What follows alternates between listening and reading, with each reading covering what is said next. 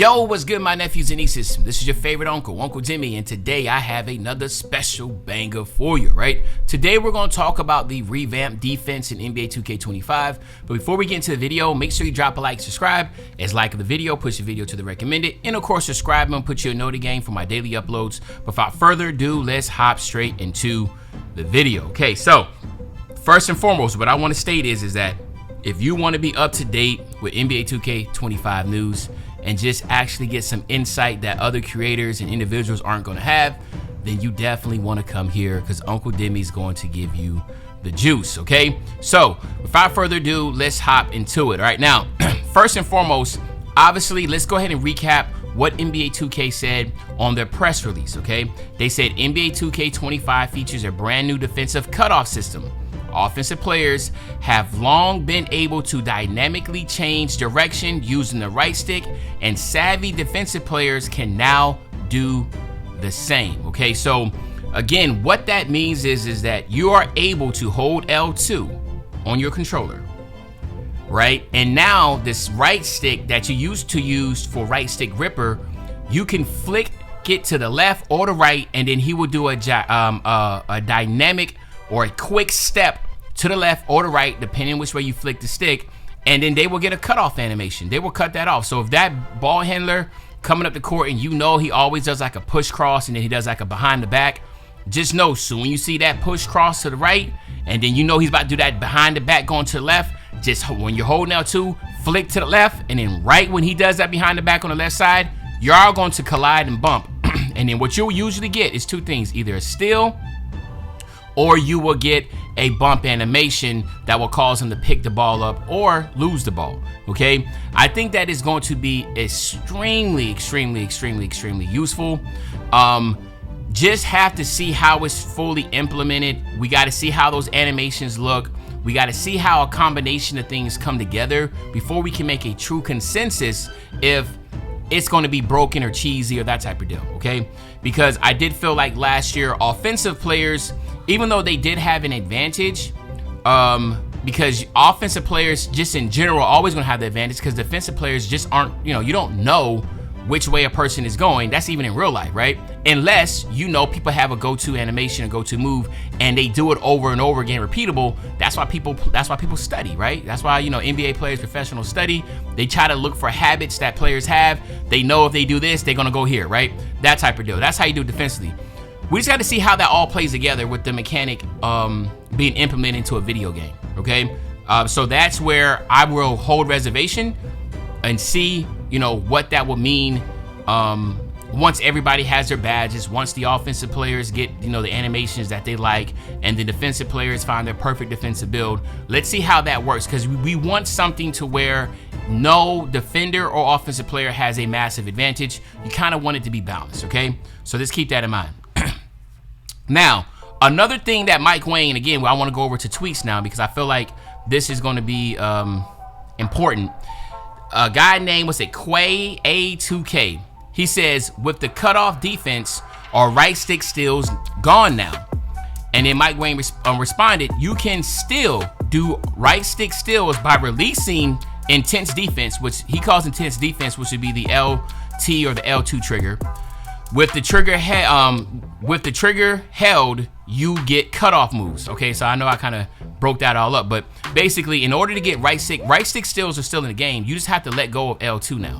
Beforehand, you could hold L2 and then flick the right stick to get the right stick gripper. Now you have to let go of L2 and then flick the right stick to get the right stick gripper. Okay, so understand that will be an adjustment. Individuals, when they first get on 25, they will be holding L2, trying to get a right stick steal, and then they see the guy just kind of like slide step, and they're like, yo, it just took me out of the play. It's muscle memory. You have to get used to that. But the right stick gripper is still in the game. You just have to let go of L2, okay? Now, the big one here a lot of people are going to want to know about is the interior defense, okay?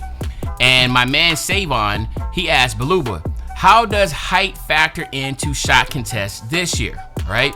And then he says height and interior/perimeter ratings are much stronger factors in a contest calculation this year compared to last year. So to me, I think interior defense is always going to be up for debate.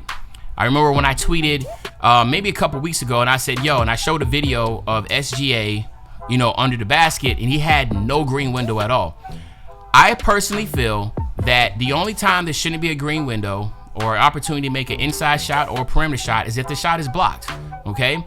If it says 99% smothered, there should be a 1% chance that it should go in, and there should be some type of green window. I don't care if it's 1 pixel of a green speck in my bar, there should be a green somewhere, because that is not a blocked shot. The only thing physically, by, you know, just physics, science, is that the only way a ball that's thrown at the rim has no chance of going in is if it's not actually going towards the rim, like it's blocked. So, you know, that is my argument. I know some people, they just feel like, yo, like if a center walls up another center, it should be no chance it goes in. I'm like, bro, stop it, right? That's how I look at it. But some people say, hey, it's a video game and we shouldn't use necessarily all real life mechanics on a video game. And I agree with that.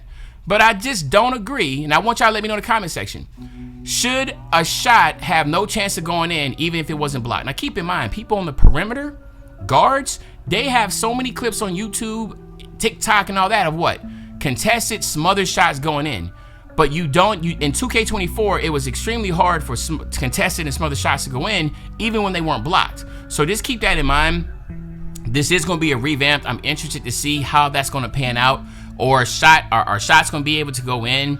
And I'm sorry, have a green window if it's not blocked. To me, I just think it's fair. Keep the green windows at all times. Because again, like I said, it should not be a shot should not just automatically be washed as a miss, even though it's not blocked, in my humble opinion. Hell, it went to the rim. It should be some way, shape, or form. There should be an instance of a shot going in. Okay. One last thing I want to put in here. They did have something in there about contest systems, but there's no on the website. But I don't think we need to go through that. What I want to talk about was what Mike said. There was a question that says, can you still jab step in the standing dunk meter? Now, he said you can no longer perform jab steps when standing under the basket. You get pump fakes now instead, which is a blessing, because what happened was people were manipulating the game by going under the basket, jab stepping, pushing people out of the way, and getting pro stick standing dunks. So to me, I feel like that is a massive improvement, to where now we at least know that you're not able to just push people out of the way right under the basket by jab stepping. Like, who the hell is going to be under the basket jab stepping? So at least that is fixed, and you don't have to worry about that anymore. But those are some big these are some big changes and improvements. And what my final, I guess you can say in this would be, let's wait until the game comes out. Everybody, offensive players have their badges and their build max. Defensive players have their badges and build max. And let's see about this interior defense contest system. Let's see about this new mechanic of being able to slide step and bump defenders, offensive players. And then, of course, let's see about this under the basket jab step dunking. This, again, there's a lot of stuff that is being implemented, so it does take time for us to be able to come up with a final consensus. You just can't get the game first day and just start immediately ranting and complaining about certain things, because the game is not necessarily where it's going to be until you get badges and your players maxed out, right? So let me know in the comment section what y'all think. Other than that, it's your favorite old head, Uncle Demi. I'll be back really, really soon on the Banger Man. You know, when I say back soon on the Banger, you know exactly what I'm talking about. I'm talking about tomorrow, man. I'm out.